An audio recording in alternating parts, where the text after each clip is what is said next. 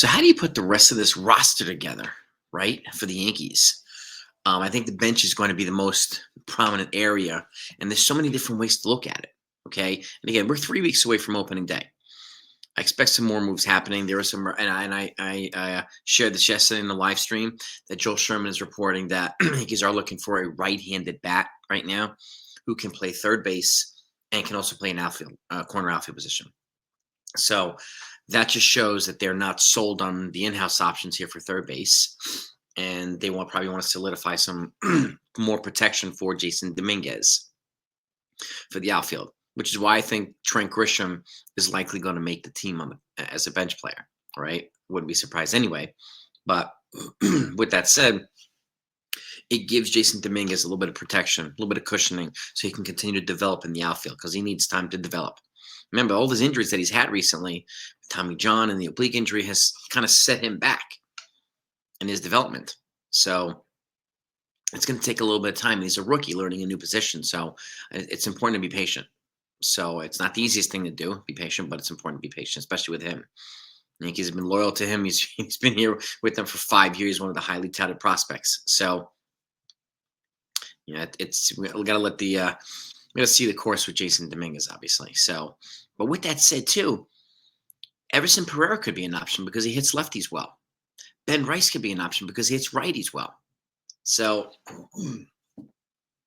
Dom Smith has been tearing the cover off the ball.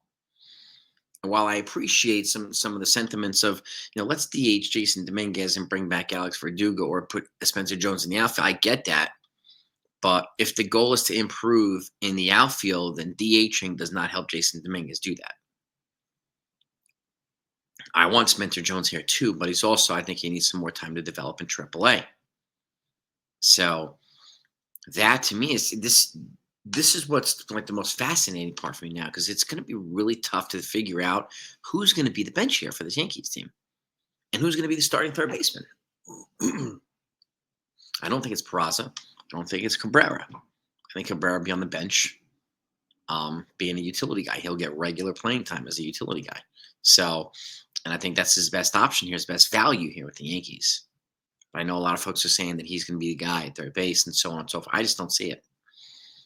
And I still am of the opinion that an Arenado trade could happen despite what happens with Marcus Stroman. Okay. And there have been some trade opportunities that haven't worked out for the Yankees, but they're still shopping him.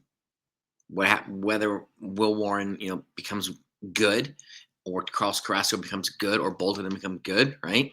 Or they continue to perform and produce, they're still shopping Marcus Stroman.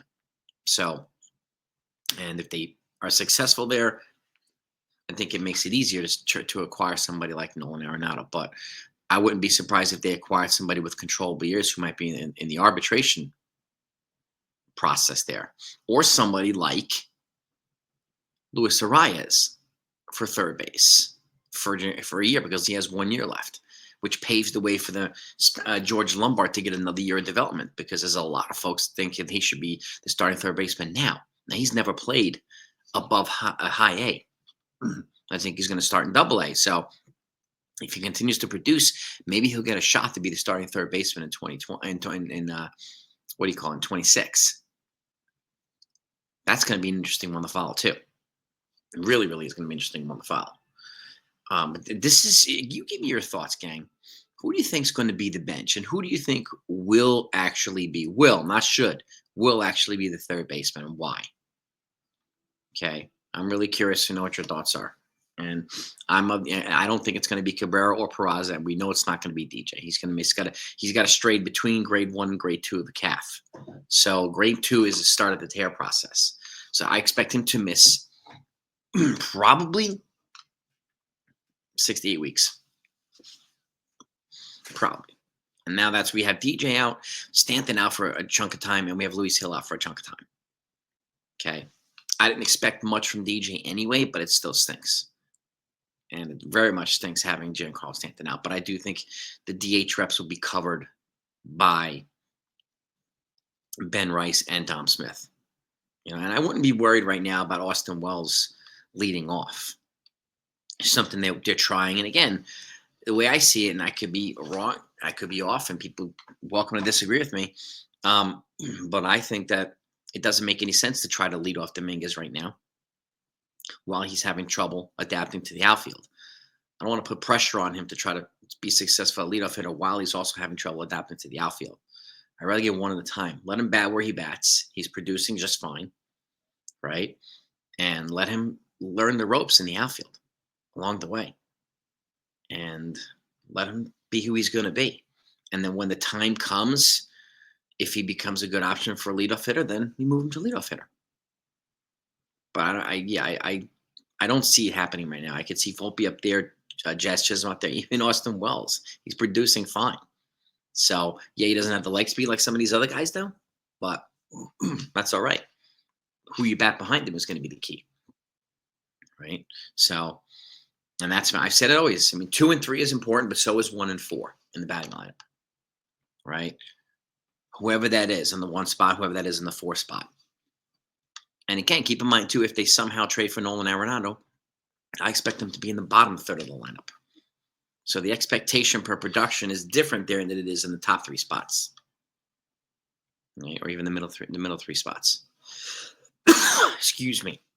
Okay. And with that said, here's the Yankees lineup for today against the Minnesota Twins. Okay, this is probably close to what we're going to see. What we're going to see in opening day in the regular season. Austin Wells leading off a catcher. Aaron Judge is DHing, batting second. Cody Bellinger's batting third in right field. Paul Goldschmidt batting fourth at first base. Jazz Chisholm batting fifth at second base. Anthony Volpe batting sixth at shortstop. Jason Dominguez batting seventh in left field. Trent Grisham's getting some more reps in center field, batting eighth. And Oswaldo Cabrera is batting ninth at third base. And on the mound for his second start, our ace, Garrett Cole, against the Minnesota Twins. Twins are another potentially good lineup too. And it could be one of the teams that has a player that might be of interest in the Yankees. I don't know, right? So there's some guys that still haven't been signed. Obviously, there's some guys that are yet to be traded, which I think will be traded. But I'm just gonna wait and see what chips fall into place, because there will be some guys that become available in these next 3 weeks during spring training. It happens every single year. So, but I've said it for weeks now. I think the inevitable is most likely Nolan Arenado coming here, no matter what, on favorable terms for the Yankees. So what terms, I have no idea. No idea. But again, if they acquire somebody else, they acquire somebody else. Right? But the fact that they're looking for a right-handed bat who can play third base and corner outfield, when they have guys here like Peraza and Cabrera, DJ, who are right-handed, Oswaldo's a switch, but it shows me that they're not sold on what they have in-house right now for third base. Right? And I think they are. I'm not sure that they're sold on Everson Pereira either in the outfield, which it stinks because he hits lefties well and he's got some power in his bat. So I like him to get an opportunity. But we also have Duke Ellis. We also have Brendan Davis. We also have Trent Grisham. We have other guys here. And if Everson Pereira becomes a valuable trade piece, so be it. So, but that still remains to be seen, right? There still really does. So how would you put together the rest of this roster? What is missing? Who is missing? Okay. We've gone over this one, the Alex Bregman thing, and none of these guys are fits. None of these guys are fits. So give me your thoughts. Okay. How would you put together the rest of this team for the season? The bench. What is that bench going to look like? It's still a question I think it's important to keep asking, because I think what we're thinking of the bench now is probably going to be a little bit different a week from now, than 2 weeks from now, than 3 weeks from now, because of what's going on. But I'm happy to see a couple things like better plate discipline for this team.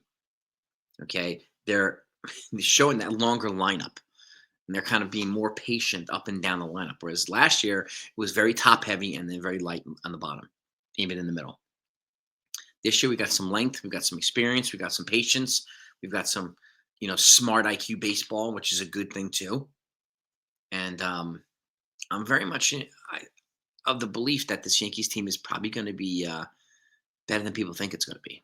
I don't think it's going to be, a third or fourth place team. I think it will be a playoff team, and I think they have just as much shot to go to the World Series as they did last year. But they have to stay healthy, and they got to produce, right? So, and these moving pieces are going to continue to be moving pieces. So I'm very much looking forward to seeing what happens these next 3 weeks and what this final 26-man roster is going to be. Once that comes out, I'll obviously get it to you. So anybody who's watching this, please make sure you're sub to the channel if you haven't done that yet. Okay. And just turn on those notifications as well. That way, when stuff comes out, when I go live, you'll know exactly when it happens. I don't want you to miss anything. I thank you for it as well. If you enjoy the content enough to hit the like button, please do that too. Other than that, have a great day. We'll recap the game afterward. Go Yankees.